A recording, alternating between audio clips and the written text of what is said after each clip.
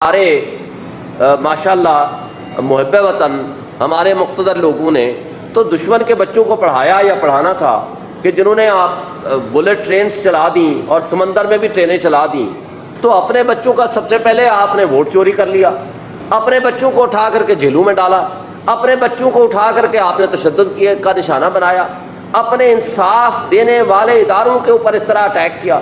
तो क्या ये पाकिस्तान, क्या दुनिया की 1000 साल की तारीख आप उठा लें, जिस मुल्क जिस मुआशरे में इंसाफ नहीं होता, ना वो मुल्क तरक्की करता है ना वो कौमें तरक्की करती हैं। आज आपके ऊपर मिसट्रस्ट करता है आपका ओवरसीज़, जो आपका बैकबोन है, जिसने आकर यहाँ इन्वेस्टमेंट करनी है, वो इन्हीं हरकतों की वजह से नहीं करते। इसलिए कि जिन अदालतों ने उनको इंसाफ देना है कि वो खुद इंसाफ के मुतलाशी हैं।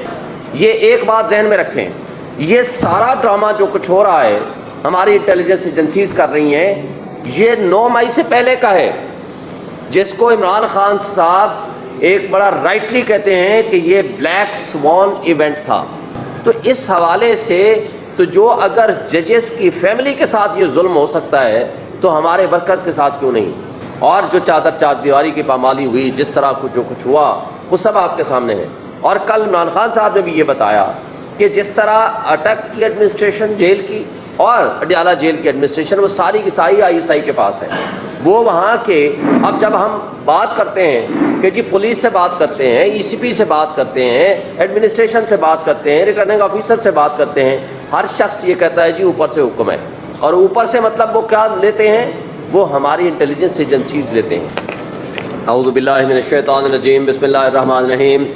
मेरे तीनों दोस्तों ने आपको बैकग्राउंड और सारी गुफ्तगू बता दी। मुख्तसर अल्फाज में मैं कोशिश करूँगा कि देखें ये ख़त और ये डिस्प्यूट ये शुरू कहाँ से हुआ है।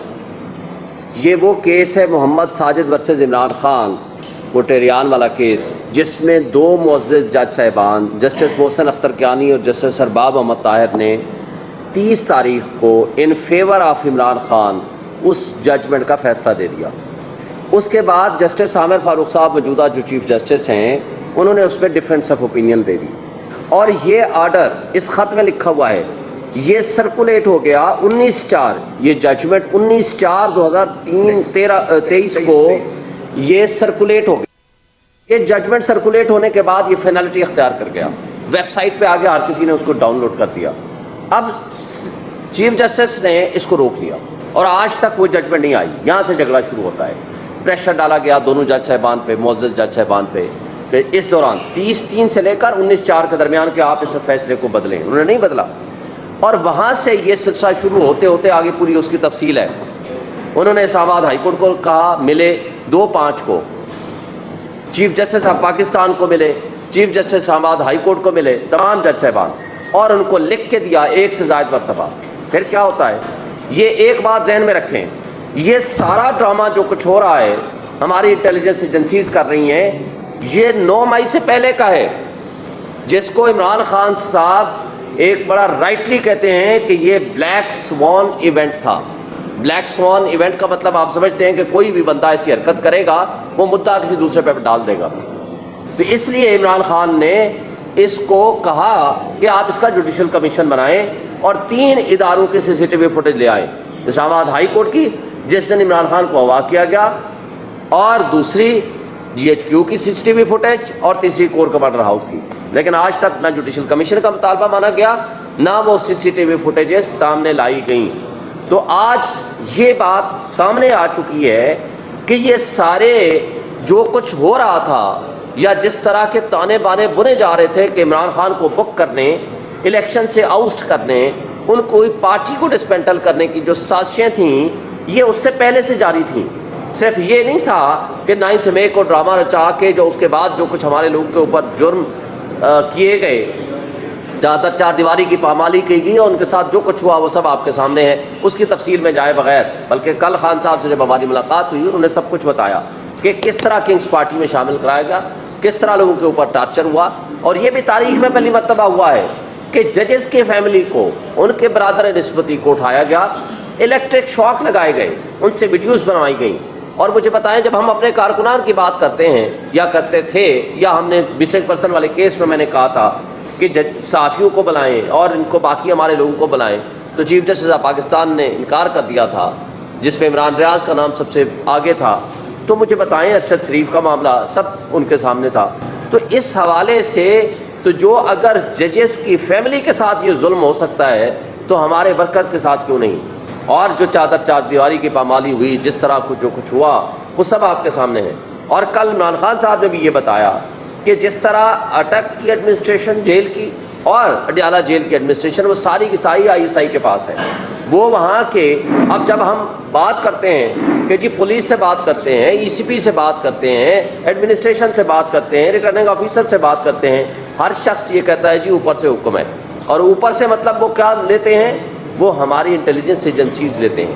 اور جو اس خط نے پوائنٹ آؤٹ کیا ہے، یہ پاکستان کی تاریخ کا ایک المناک باب ہے کہ جہاں منصف جنہوں نے 25 کروڑ عوام کو انصاف دینا ہے، ان کے حقوق کا تحفظ کرنا ہے، ان کی فیملی کے حقوق کا تحفظ یا ان کے حقوق کا تحفظ کون کرے گا؟ انہوں نے ایک انسیڈنٹ لیا ہے، اور یہ بھی لکھا ہے کہ ڈسٹرکٹ جوڈیشری کے ججز کو بلا کر ISI کے دفاتر میں ان سے انٹروگیٹ کیا جاتا ہے، ان کو انسٹرکشنز دی جاتی ہیں کہ آپ اس طرح کا فیصلہ کر لو اور اس طرح کا آرڈر کر لو۔ تو میں سوال کرتا ہوں کہ ہمارے ماشاءاللہ محب وطن ہمارے مقتدر لوگوں نے تو دشمن کے بچوں کو پڑھایا یا پڑھانا تھا کہ جنہوں نے آپ بلٹ ٹرینز چلا دیں اور سمندر میں بھی ٹرینیں چلا دیں، تو اپنے بچوں کا سب سے پہلے آپ نے ووٹ چوری کر لیا، اپنے بچوں کو اٹھا کر کے جیلوں میں ڈالا، اپنے بچوں کو اٹھا کر کے آپ نے تشدد کا نشانہ بنایا، اپنے انصاف دینے والے اداروں کے اوپر اس طرح اٹیک کیا۔ تو کیا یہ پاکستان، کیا دنیا کی 1000 سال کی تاریخ آپ اٹھا لیں، جس ملک جس معاشرے میں انصاف نہیں ہوتا، نہ وہ ملک ترقی کرتا ہے نہ وہ قومیں ترقی کرتی ہیں۔ آج آپ کے اوپر مس ٹرسٹ کرتا ہے آپ کا اوورسیز، جو آپ کا بیک بون ہے، جس نے آ کر یہاں انویسٹمنٹ کرنی ہے، وہ انہی حرکتوں کی وجہ سے نہیں کرتے، اس لیے کہ جن عدالتوں نے ان کو انصاف دینا ہے کہ وہ خود انصاف کے متلاشی ہیں۔ تو آج مجھے یہ بتائیں کہ کس طریقے سے آپ ملک کی معیشت کو بہتر کریں گے؟ اور پھر سب سے بڑھ کر قابل افسوس اور سب سے زیادہ شرمناک بات افسوس سے کہنا پڑتا ہے، وہ یہ ہے کہ وہ کٹ پتلی وزیر اعظم اور وہ کٹ پتلی لوگ جنہوں نے فارم 45 کے ذریعے یہاں اقتدار پہ قبضہ کیا ہے، ڈاکہ زنی کی ہے، انہی لوگوں کی مدد سے، جن کو وہ اپنے آپ کو ان کی آنکھ کا تارا کہتے ہیں۔ مجھے بتائیں شہباز شریف کے الفاظ، ایک تو وہ الگ بات ہے کہ وہ کہتا ہے بیگرز آر ناٹ چوزرز، وہ خود بھی بیکاری ہے اور قوم کو بھی بیکاری بنانا چاہتے ہیں، دوسری طرف وہ کہتا ہے میں اپنے ملک کی اسٹیبلشمنٹ کا آنکھ کا تارا ہوں۔ تو جن کے خلاف آپ نے انکوائری کرنی ہے، تو جو آپ کو مسلط ہماری قوم کے اوپر کیا ہے ریجیکٹڈ لوگوں کو، وہ کس طرح free fair and transparent investigation کر سکتے ہیں؟ پھر یہ گورنمنٹ کی منظوری سے ہوگا، پھر وہ رپورٹ آئے گی، گورنمنٹ کے پاس آئے گی، وہ چاہیں تو پبلش کریں چاہیں تو نہ کریں۔ تو ایک مجھے بتائیں 6 سٹنگ ججز کے لوگوں کو تو سیکیورٹی نہیں ہے، تو کیا وہ سنگل جج وہ انصاف کر سکے گا ان 6 ججز کے ساتھ؟ صرف 6 ججز کا معاملہ نہیں ہے، یہ پورے پاکستان کی جوڈیشری کا ایشو انوالو ہے۔ پوری جوڈیشری کو کس طریقے سے آپ انڈر دی کارپیٹ ڈالنے کی یہ تو ایک سازش ہے کہ آپ جو ایک کسی ریٹائرڈ بندے کو بٹھا دیں گے اور وہ گورنمنٹ لائے گی، اپنی مرضی کی وہ ریکمنڈیشنز لائیں گے اور اپنی مرضی کے وہ چاہیں گے تو پبلش کریں گے چاہیں تو نہ کریں گے۔ اور 2 مثالیں اسی قاضی فائزہ صاحب کی ہمارے پاس موجود ہیں۔ میمو گیٹ سپریم کورٹ نے جوڈیشل کمیشن بنایا جس کی سربراہی قاضی فائزہ کے پاس تھی، اور کوئٹہ انسیڈنٹ جس میں وکلاء شہید ہوئے تھے، سپریم کورٹ نے جوڈیشل کمیشن بنایا جس کی سربراہی قاضی فائزہ صاحب نے کی تھی۔ اور ایک چھوٹی سی، حالانکہ وہ غلط بات تھی کہ آڈیو لیکس کسی کے نہیں کر سکتے، آڈیو لیکس کے اوپر اسی گورنمنٹ نے پچھلے سال ایک کمیشن بنایا جو سٹنگ ججز پہ مشتمل تھا، جو قاضی فائزہ صاحب اور چیف جسٹس اسلام آباد ہائی کورٹ اور chief justice Balochistan high court کی سربراہی میں تھا۔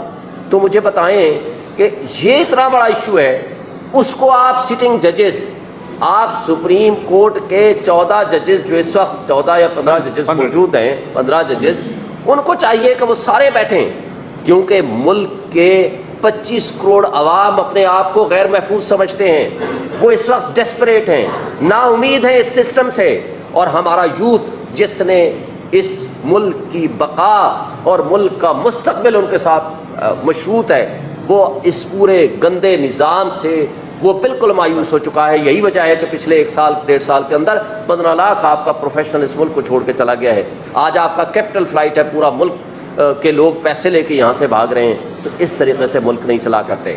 اب میں آخر میں آتا ہوں آپ کے اپنے ڈیمانڈس کی طرف، کیونکہ ٹائم ہم نے بہت لے لیا۔ وہ یہ ہے کہ فوری طور پر اس میں سپریم کورٹ کے سٹنگ ججز کمپلیٹ فل کورٹ وہ بیٹھے اور اس کی آزادانہ انکوائری کرائے، اور وہ اس کے اندر پبلک نوٹس کرے، جہاں پرائم منسٹر ہو، جہاں ایجنسیز کے لوگ ہوں، اور جو بھی لوگ ہیں ان کو بلائے، ان کے خلاف انکوائری کرے اور ساری پبلک اس کو دیکھے، ٹرانسپیرنٹ طریقے سے ہو۔ یہ بند کمروں کی فیصلے نہ قوم تسلیم کرتی ہے، نہ ہم پی ٹی آئی تسلیم کرتے ہیں، کیونکہ یہ ہمارے خلاف سازش ہے۔ کیونکہ جب ہم انصاف کی بات کرتے ہیں، رول آف لا کی بات کرتے ہیں، تو وہاں ہم ہی سب سے پہلے نشانہ بنتے ہیں۔ اور دوسری بات، یہ جو کل پرسوں 2 فل کورٹ میٹنگز ہوئی ہیں، ان کے منٹس شائع کیے جائیں، جاری کیے جائیں، تاکہ پوری قوم دیکھ سکے کہ کس کس جج نے کیا کیا اپنا موقف پیش کیا ہے، تاکہ وہ سامنے آئے گا تو لوگوں کو ایک امید بنے گی کہ کس جج نے کیا ایک اوپینین دی ہے۔ اس کے علاوہ اس کمیشن کو ہم مسترد کرتے ہیں، یہ ہمیں کسی صورت قابل قبول نہیں ہے۔ ہم پورے پاکستان میں انشاءاللہ تحریک چلائیں گے، وکلاء کی بھی اور باقی پروٹیسٹ بھی پارٹی کے بہاف پہ بھی ہوگا۔ پوری قوم کو ہم موبلائز کریں گے کہ اس طرح ملک کا نظام نہیں چل سکتا۔ آج آپ لوگوں نے چیف جسٹس پر جو ہے عدم اعتماد کا اظہار کیا، آپ لوگوں نے استعفے کا مطالبہ کیا۔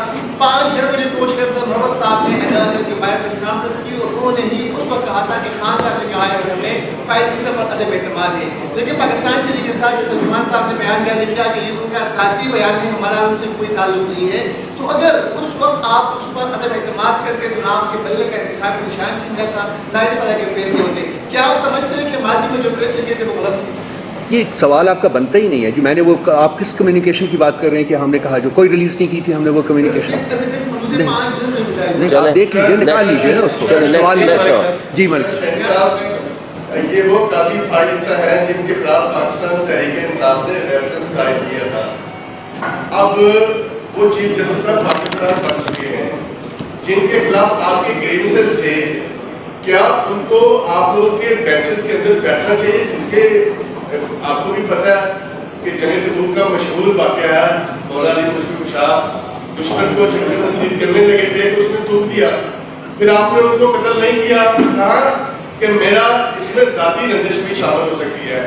ان دیز ریفرنسز آپ نے بہت مطالبہ کریں گے، آپ نے بہت بات بینچز بنے اس میں جسٹس فائز عیسیٰ کامل کرنا بیٹھے، کیونکہ آپ نے ان کے خلاف ریفرنس دائر کیا ہوا ہے۔ دیکھیں، آپ کا بہت اہم ترین سوال ہے، اس کے اوپر سپریم کورٹ آف پاکستان کے 5 ممبر بینچ آلریڈی ڈیسائیڈ کر چکا ہے کہ عمران خان کے کوئی بھی کیسز آئیں گے، قاضی فائز عیسیٰ صاحب اس میں نہیں بیٹھیں گے، یہ فیصلہ آ چکا ہے۔ اس لیے اس فیصلے کے جسٹس گلزار صاحب کی سربراہی میں یہ بینچ میں فیصلہ آیا تھا۔